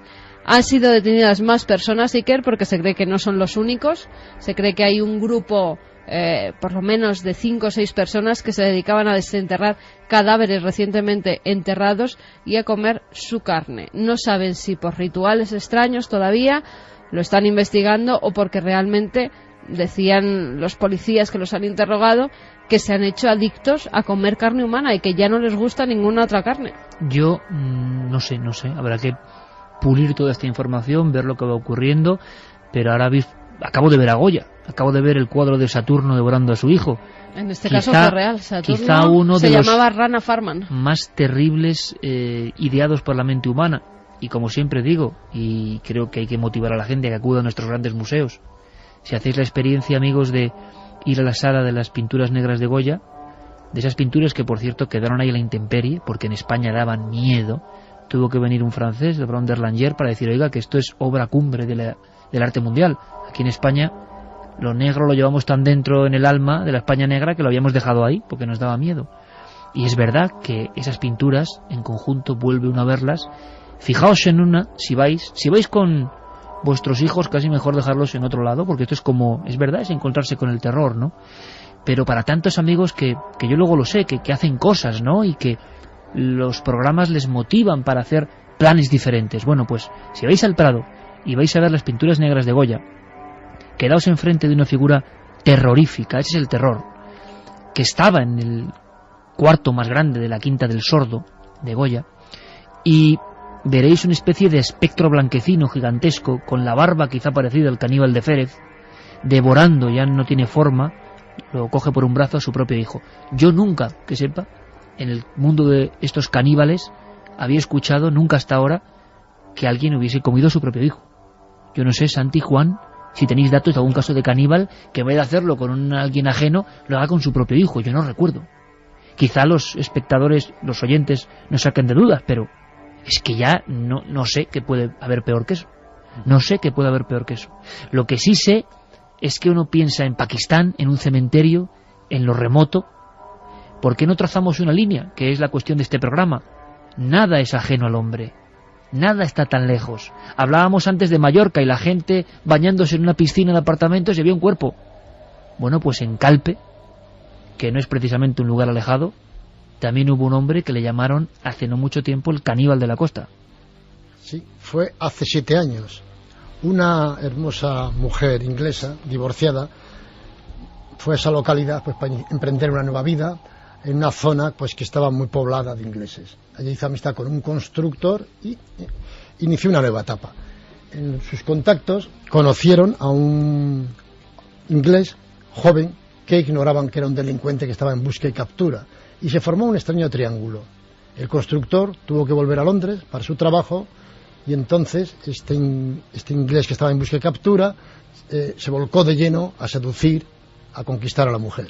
Incluso llamó a su colega, a su compatriota, a Londres, amenazándole de muerte si volvía por aquí. Bueno, el otro se quedó ya un poco atemorizado en Londres y esta pareja siguió su relación. Pero de pronto la pareja desaparece por completo. La mujer, o sea, no se le ve por ningún lado, él reaparece al tiempo, pero ya sin la mujer. Dice, no, se relaciona con un agente por Marbella. Qué cosa más extraña. Entonces sospechan de que la ha matado. Empiezan las indagaciones y encuentran en su casa restos de mazo, de cuchillo, de sierra ensangrentados. Había matado a su pareja. Y una maleta luego la encontraron en otro lado, ensangrentada, pero no quedaba ya absolutamente nada de los huesos de esta mujer. Entonces reconoció que se la había comido. ¿Por qué? Antes de reconocerlo, la policía española lo reconoció al de Daily Mirror. Decía que él recibía las órdenes a través del televisor y que había venido a España siguiendo una orden de Dios de matar pedófilos. Entonces estaba viendo un programa de televisión y cuando vio unos pedófilos dijo, eso yo los mataría. Tuvo una discusión con ella, que según él nunca habían tenido malos tratos, y decidió matarla porque ella defendía a los pedófilos. En Calpe, hace tan solo 7 años. 7 años. La España negra sobrecoge porque no hablamos de lugares lejanos. Hablamos de personas con las que a veces nos cruzamos. Hemos intercalado casos antiguos con casos modernos. Hay una dinámica que es curiosa. ¿Verdad que no muy lejos de nuestro barrio, Carmen, hay una panadería donde nadie entra? Primero porque, claro, está cerrada hace muchos años, pero que hay muchos negocios que parece que van en picado, porque fueron lugares de crimen. La gente se queda como con esa copla. Fíjate que yo, una de las noches que recuerdo de verdad con terror, yo vivía entonces, que fue una circunstancia, se puede decir, porque hace años que no vivo, pero también tiene bemoles, como diría aquel Juan Santi, que yo en Madrid, hace unos 15 años, viviese en una calle que se llama Calle Misterios. Es curioso, ¿eh? Sí, sí. Y acabé mi primer libro diciendo, en la Calle Misterios, que la gente pensaba que era una especie de licencia literaria, ¿no? Yo recuerdo una noche, ya como con calor, y que no muy lejos, en una tienda típica de golosinas, había un poco sórdida, por cierto, había un contenedor de los de hielo, y habían encontrado, por accidente, ya había cerrado la tienda, olía mal, entran unos operarios de la limpieza, abren el típico arcón de congelados y se encuentran en la cabeza unas manos, unos pies de alguien que habían victimado ahí al lado, ¿no? En pleno corazón de Madrid. Es decir, esto nos suena a veces lejano, pero está y parece que sobrevuela. Es como cuando pasamos muchas veces delante de ese escaparate como otro cualquiera, y es como si el vecindario de esa zona del Retiro en Madrid supiese que ya había pasado algo muy malo. Y mucha gente lo sabe. Y todos los negocios fueron mal a partir de entonces. Todos los negocios fueron mal y acabó, pues la tienda debe de llevar más de 25 años cerrada. Yo recuerdo de pequeña que sí que estaba abierta esa panadería, que además nunca comprábamos. Mi abuela me decía, no, ahí no entres, vámonos un poco porque más lejos. Porque vamos al estigma de la España negra, ¿no? Claro, el lugar que queda marcado, la gente también es muy atávica para eso, el lugar ¿no? donde Jarabo hizo de las suyas. donde Ni más ni cometió el menos. último de los crímenes, en esa especie de tienda donde se dejaban cosas en depósito, ¿verdad? Pues justamente ahí. Y fíjate, hablando con vecinos de la zona que tienen ahora sus negocios cerca de esa tienda, me decía que siguen ocurriendo cosas extrañas. Y me decía, ¿Cómo fíjate, ¿como qué? Como ruidos que se escuchan por las noches. Cuando no hay nadie. Cuando no hay nadie. Y nos decía, me decían a mí cuando llevo, por ejemplo, cosas a arreglar, me decían, es que muchas veces ponemos las máquinas funcionando para no ir. Dice, y mira que no tenemos miedo, porque nosotros en estas cosas pues no tenemos miedo, no pasa nada, pero sabemos que hay algo raro, que ponemos las máquinas y así mejor no escuchamos los sonidos, los lamentos que se escuchan. Imaginaos una casa de empeños donde Jarabo hace de las suyas, luego mata a personas en una casa, allí ejecuta a otra persona, queda marcado, y todavía hoy, es decir, la España negra es algo indeleble, se queda, su estigma permanece, se queda en la comunidad. Y yo voy a confesarlo, de vez en cuando pasamos por ahí, y si no hay mucha gente, yo pongo mis manos al lado de los ojos y observo a través del escaparate, y veo algunos recipientes de marcas que ya no existen hace mucho tiempo, marcas lácteas, botes de refrescos que ya no son así, un mostrador antiguo, casi con el recuerdo de aquellas balanzas que ponías encima una pesa y la marca no era digital ni mucho menos, algún calendario, quién sabe, quizá de hace 20 y pico Cajas años, de bollos antiguas, y todo ahí descoloridas. Suspendido en el tiempo. Igual que la casa donde también cometió los asesinatos Jarabo, al lado del Eso. mercado de Ibiza. Eso te iba a decir, que alguna vez que he estado yo esperando en la puerta de la iglesia de los Sacramentinos, Sí. como experimento muchas veces me fijo en la gente mayor que va por la calle. Y es increíble cómo la mayoría, sobre todo los que se nota que llevan mucho tiempo viviendo en el barrio, al pasar delante no pueden evitar una mirada hacia arriba, hacia el piso, hacia la terraza del piso donde ocurrieron los crímenes. Uno de Es los crímenes, automático. claro, Sí, que impregnaron hacia el balcón ese toda que sigue España. teniendo. Bueno, ¿por qué hablamos de comercios? No es porque sí. Porque los comercios, antes hablamos del Lobo Feroz, han sido un lugar donde ha habido crímenes. Y al parecer había una relación entre lo que pasaba después, como ha contado Carmen, gente que nos ha llamado y nos ha dicho que oyen ruidos cuando eso está totalmente vacío, o voces. Bueno, imaginaos un bar en Barcelona donde entra alguna gente y no sale nunca. Jamás. Y un extraño sótano. Un nombre que parece bucólico, parece como para niños. El bar Snoopy. ¿Qué pasó en ese bar, Juan? Este bar, situado en la Gran Vía de Barcelona, era regentada por José Gilart, un antiguo policía que se dedicaba ya a actividades no muy lícitas. No le pagaba al arrendador las rentas correspondientes, no pagaba a la seguridad social la cotización de sus empleados, constantemente le estaban haciendo reclamaciones. Entonces un día citó al agente de cobros de la seguridad social para que viniera a la tienda porque él iba a liquidar todo. Le dijo que la acompañara bajo los sótanos. Jamás se volvió a ver a esa gente. Con un cuchillo de cocina, que además le había encargado al cocinero que lo comprara ex profeso, lo mató de un golpe, lo troceó, lo metió en una maleta de ruedas, aún quedaban allá las marcas de las rodadas, y desapareció el cuerpo. La maleta sí apareció en un contenedor, el cuerpo no.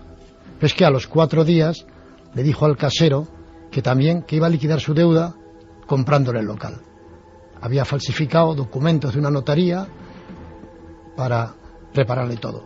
También lo hizo bajar abajo, le dio un golpe, lo troceó, lo metió en otra maleta, se lo volvió a llevar y él siguió trabajando como si nada. Una tercera persona tenía que haber ido, porque el local era propiedad de 2 personas. Entonces también había preparado los papeles para la socia del arrendador, con la cual iba a hacer absolutamente lo mismo. Pero claro, cuando la seguridad social, este señor, no volvía, miraron, encontraron el coche aparcado ahí, en la puerta del bar. ¿Qué ha pasado aquí? Entonces fue la Guardia Civil, aplicaron el reactivo luminol y demás, y vieron que quedaban marcas de las rodadas. Los había matado.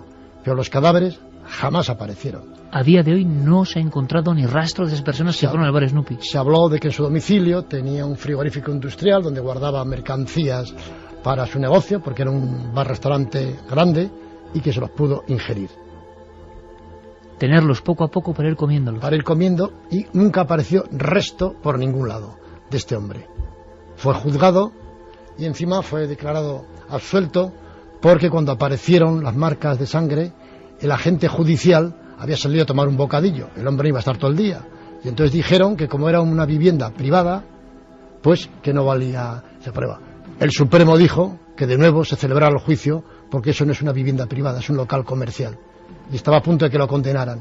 Pero entonces en su bar, dicen que aquí a hierro mata, a hierro muere, entró el criminal más buscado por la policía de Barcelona, Marcelo Dinar, que había acabado de matar a un policía en un atraco, que acababa de matar a un niño en un pub simplemente porque se equivocó de copa y bebida la suya.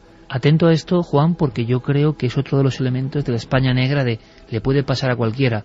Dinar mató a un niño, a un joven, porque en la discoteca se equivocó y se tomó su cubata, o le dio un trago. Le dio un trago en un pub que se llamaba Fleming y le mató, sin más por eso. Y luego entró allá, pidió tabaco, y cuando se agachó el otro a darle cambios, le metió un tiro de arriba abajo, que en fin, ya prácticamente el hombre salió tranquilamente, el asesino, ya se lo llevaron tetrapléjico y tal. Tercer casi crimen en el mismo bar, de momento. Eso es. Y luego lo intentaron rematar en el hospital, pero no pudieron porque había protección policial.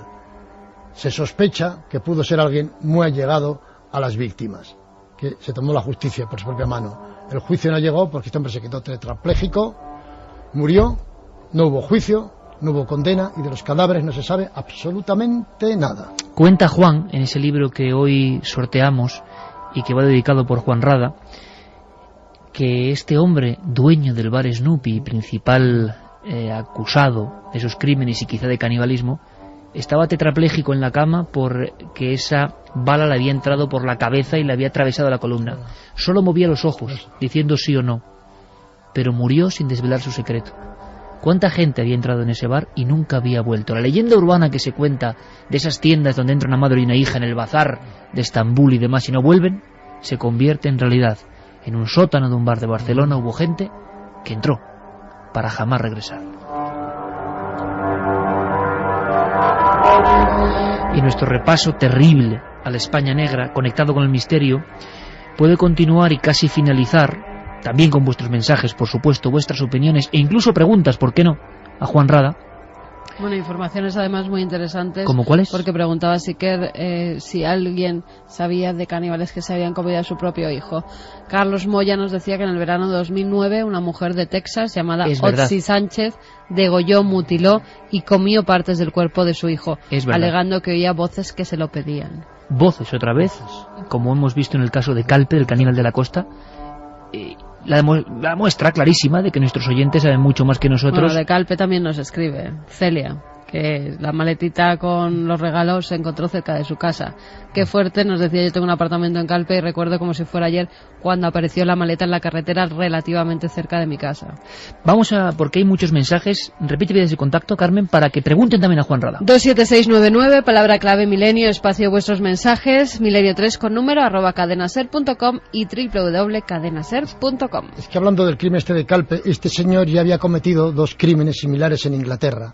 Primero a un hombre que dicen que abusó de él, que no apareció el cadáver jamás. Y luego una mujer con la que tuvo relación, que tampoco apareció el cadáver. Es curioso, Juan, que los casos de últimos caníbales, años 2004-2006, en España sean extranjeros. Efectivamente. Tanto el caso de Férez como este de Calpe eran extranjeros. Qué curioso. Vagabundando por España sin ningún control. Vamos a hablar de España negra y la semana que viene nuestro dossier continuará. No tanto en la sangre, y sí en lo de los aparecidos miedos y misterios. Así que yo creo que va a ser apasionante. Pero la siguiente escena nos lleva a no dejar de lado el mundo de lo digital, al mundo de Internet. Nos pensamos que todo esto de la España negra tiene que ver con eso, con el ángel exterminador, las cosas de Solana y de Goya y las cuestiones del siglo XIX más o menos. Estamos viendo que no. Hombre, recientemente, esta misma semana, teníamos la noticia terrible de ese hombre rumano que había matado, si no me equivoco, en Torrejón de Ardoz o por ahí a su mujer o a su chica y había enseñado por la webcam a su padre el cadáver, ¿no? Son como elementos de la España de hoy negra, negrísima, llevados a lo digital. Uno de los primeros casos que a mí me impresionó mucho, que cuenta de forma magistral Juan Rada en su estudio, Tras la huella del crimen, es una historia de una muchacha que había engordado. Al haber engordado, esa visión que tenemos tan superflua, ¿no?, de la realidad, pues la había afectado con sus amigos, con sus pandillas. Se sentía mal, se sentía triste. Había empezado a encerrarse en sí misma y había aparecido el asunto del esoterismo, el espiritismo y sobre todo Internet y el chat como elementos de vía de escape. Aquella muchacha, una noche, ella creyó y lo dijo así en su diario, que es lo poco que nos queda de ella, se le había aparecido un ángel a través del chat. Juan, así empieza esta historia. Sí, efectivamente, esta mujer, después de una gran reclusión que tuvo, que hizo régimen, pero en fin, debió caer en un proceso depresivo, no quería salir, de pronto un día sale y encuentra una persona maravillosa y cambia su ritmo de vida. Entonces dice a sus padres que ha encontrado a un ángel, al hombre de su vida, que le va a cambiar todo, o sea, y solicita una Biblia. Ella no era creyente, pues solicita una Biblia porque esa noche iba a tener una reunión con este ángel. ¿Y por qué una Biblia? Se supone por qué el esoterismo, los misterios y los ritos debían estar en todas sus conversaciones nocturnas por Internet. Totalmente. Su familia no era creyente, pero tenía una Biblia de que un familiar pues católico se la había regalado cuando la boda. Entonces, y esta ya veían que en su diario hablaba de cosas ya de esoterismo, de contactos raros por Internet. Se fue a esa cita, jamás volvió de esa cita. Tuvo que ser un perro el que encontrara esa Biblia destrozada y algún resto aparente de que ese cadáver, ese cuerpo había estado ahí, pero jamás se ha vuelto a saber nada. ¿Cómo se llamaba ella? Aurora Mancebo. Aurora Mancebo. Y esto ocurre hace no tanto tiempo, Juan. Esto sí, ocurre en el 2004. Efectivamente, en el 2004. Sospecharon de un amigo con el que le vieron esa noche, con el que últimamente frecuentaba, el tal príncipe, pero no se pudo demostrar nada. Este señor se demostró que por Internet era muy dado a temas de satanismo, de abuso de mujeres y demás, porque incluso fue denunciado por algún amigo. O sea que era un elemento muy peligroso. Pero incluso hubo manifestaciones en su localidad donde él estaba a favor de él, otros a favor de ella, pero las pruebas quedaron en el aire. Un juez decía que tenía convencimiento pleno de que era el autor, pero no había pruebas materiales para poderlo condenar. Quedó libre y ahí, salvo los restos de la Biblia ensangrentada, no se ha vuelto a saber nada de esta chica. Otra escena de la España negra, los animales que encuentran cosas. Ese pastor alemán va hollando la vera de un camino, encuentra esa Biblia destrozada. Ella dejó en el diario: de este cardo nacerá una rosa. Pensaba que su encuentro con el ángel, le define como ángel espiritual, iba a cambiarle la vida. No hemos vuelto a saber de ella.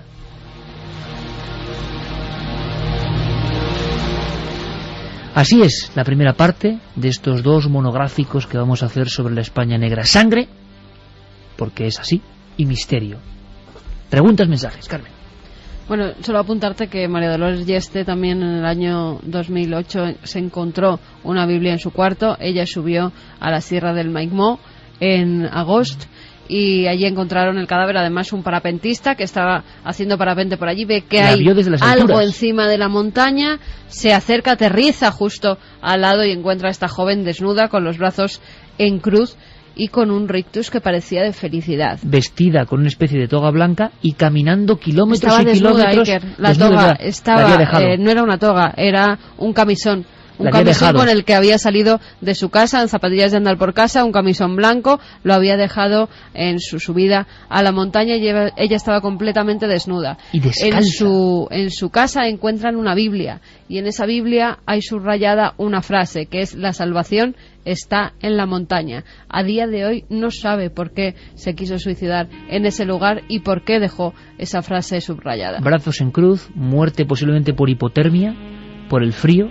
Desnuda, descalza. Sí, era enero. Durante enero de 2008, el día de... Ni siquiera enero, era el 25 de diciembre cuando ella sale de su casa, el día de Navidad. Y se la encuentran días después. Había caminado, creo que más de 15 o 20 kilómetros, sola por zarzales, por piedras puntiagudas, en la oscuridad y en el frío. Su única compañera o su último resquicio, de nuevo, una Biblia. Casos de estos años, de este último lustro. Emilio y Sandra también nos escribían desde Calpe y dicen que se acuerdan perfectamente de ese caso que fue espeluznante. Karzum nos dice: la historia del ángel exterminador me ha recordado a otra sociedad terrible del siglo XVI llamada la Garduña. Sí, ¿habrá similitudes entre ambas? La Garduña eran delincuentes perfectamente agrupados y tiraban de navaja y de hoz con gran alegría. Sí, y además hay otra en el siglo XVI mucho menos conocida, que eran los linajudos. Los linajudos, en una época en que todo dependía de los buenos informes, de la genealogía, de la pureza de sangre, de no ser hereje o de no tener antepasados judíos, se dedicaban a chantajear a todo el que accedía a un puesto en la función pública, en el ejército, le iban a nombrar caballero de la Orden de Santiago o a ser testigos a sueldo en juicios. Esto lo inventa Francisco Morobelli de Puebla, que era uno de los mejores genealogistas de la época, pero que en un alarde de picardía en Sevilla vivía, decide que esto de la genealogía podía sacarle un rendimiento y monta esta sociedad secreta. Esto se acaba justo cuando la sociedad secreta tiene la osadía de intentar chantajear a Antonio del Castillo, que era el hijo del alguacil mayor de la Audiencia de Sevilla, que le iban a nombrar caballero de la Orden de Santiago, y precisamente pues el alguacil mayor de la Audiencia de Sevilla monta una redada, hay ejecuciones, condenas a galeras, y así se desmonta todo aquello. Es decir, gente que manchaba el crédito y el honor de otros, convertidos en auténtica sociedad secreta. Mis abuelos compraban el caso y lo escondían por razones obvias, pero siempre lo encontraba demasiado fuerte para niños como yo era por entonces. Era el periódico más leído y menos mostrado de España. Efectivamente. A mi abuela le encantaba, ¿eh? Y yo lo leía a escondidas. María nos decía: hola, buenas noches, hablando de la España negra, quisiera comentar que al parecer por los años 40, 50, algunas madres solteras enterraban vivos a sus niños. Me cuentan que en mi propia familia ocurrió. ¿Ha habido casos de ese tipo, Juan? ¿Habéis encontrado historias terribles de ese tipo? Sí, porque eran años... El enterramiento prematuro. Sí, porque ser madre soltera pues estaba muy mal visto en aquellos años, entonces había gente... Se están incluso dando ahora algunos casos de abandono, pero entonces, claro, se podía detener fácilmente, localizar a la madre soltera, entonces pues procedían a enterrarla para que esa mujer pues poder casarse de blanco y hacer una buena boda el día de mañana. Pero eran las circunstancias de la época. Ahora se lleva lo contrario, ¿no? Primero traer el niño y luego casarse. Efectivamente. Martín dice: no me puedo creer lo del canibalismo, que tendrán esas cabezas. Loren dice: me tenéis totalmente acongojado. Vaya programas interesante este de hoy. Enhorabuena. David Mora, gracias por compartir vuestro trabajo, especialmente el programa de hoy, que es muy interesante. ¿Hablaréis del crimen de Gádor o algún caso de Sacamantecas? Que lo hemos contado bastantes veces, ¿verdad, Juan? Sí que, si nos da tiempo la semana que viene, hablaremos, si te parece, de los vampiros de Capellades. Efectivamente, sí. Otro de los elementos muy desconocidos que recupera Juan Rada, y que son vampiros auténticos que bebían la sangre, en latas bebían la sangre. Carlos decía que hace poco mataron a una chica en Oviedo y la escondieron descuartizada en una nevera, que es terrible. Buenas madrugadas. En mi opinión, la España negra continúa, pero creo que ahora lo vemos como algo cotidiano, pero sigue sucediendo. La emparedada más sorprendente, sin duda, la dama sangrienta, murió de extrema vejez entre muros. Esbeth Báthory se refieren, Esbeth claro. Báthory, me imagino. La vampira. Húngara. Sigue existiendo la España negra, siguen profanando iglesias abandonadas con ritos satánicos. Nos decían que además quieren ese libro, el libro que sorteamos, que es Tras las huellas del crimen, de T&B 50 Editores. años de misterios y casos sin resolver, de Juan Rada. La niña del hombro me recuerda a lo del Mothman, que la figura que se veía era muy alta y como si su hombro estuviera fuera del sitio. Bueno, están atentos a hilar todos. Muy fino, hilar muy fino. Natalia desde Pego, Alicante. Buenas noches. Equipo. Los seres humanos podemos llegar a tener un lado muy oscuro. De ahí que España, como el resto de países, siga teniendo su parte negra. Ana Rincón dice que hace menos de un mes la llamó la atención una noticia en el periódico. Una mujer había sido hallada muerta en su casa. Tenía las manos atadas a la espalda, los pies también atados y una bolsa en la cabeza sujeta con cinta de embalaje al cuello. Pero lo sorprendente es que la hipótesis de la policía dictaminó que fue un suicidio. Yo aún no me lo explico y no se ha vuelto a saber nada más del caso. Juan, tú también has pasado miedo, investigando, entrevistando, y si te parece, hemos intentado hacer como dos mundos absolutamente diferentes. El del crimen puro y duro, que no deja de ser misterioso, cementerios, emparedadores, caníbales españoles, extraños visitantes o Biblias por en medio. Pero si te parece, la próxima semana, a estas mismas horas, una hora antes, o 2 horas antes, haremos un dossier sobre algunos casos absolutamente increíbles que tú has vivido desde el punto de vista de periodista, casos sobre los que ha habido un enorme secreto prácticamente hasta hoy, casos tabú. Y también recordaremos alguna experiencia que en tus años de director de algún periódico, creo, en la sala de rotativas, te llevaste más de un susto. Será la otra cara, será atravesar la frontera, de contador de cosas a casi viviéndolas. Y creo que el material que va a haber aquí la semana que viene, aparte de poner pelos de punta, porque es de película, es como dar un mazazo en la historia de los fenómenos extraños por el oscurantismo que hubo y por la presión para que no se hablase. Yo te lo agradezco de antemano, Juan Rada, que dedicará ese libro a los ganadores del sorteo.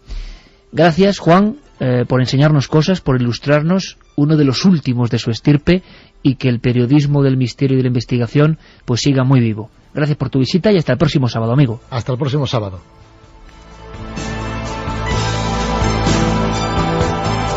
Será entonces cuando hagamos nuestra segunda parte del dossier España Negra. Pero quedan muchas cosas. Bueno, El FBI... Antes de acabar con España Negra, mañana que estén muy atentos a Cuarto Milenio, porque vamos a contar un caso que no ocurrió en España, pero es terrible. Claro, pero vamos a contarlo porque viene la crónica de Javier del Pino hablando de todo eso de Estados Unidos. Porque es que está pasando ahora mismo. Estamos esperando, casi como el que esperaba el teletipo en el caso, Estamos esperando la crónica de Javier del Pino. El FBI, que saca cosas sobre mutilaciones de ganado y misterios, y un sinfín más de cosas que os vamos a contar a la vuelta, después de todas las noticias.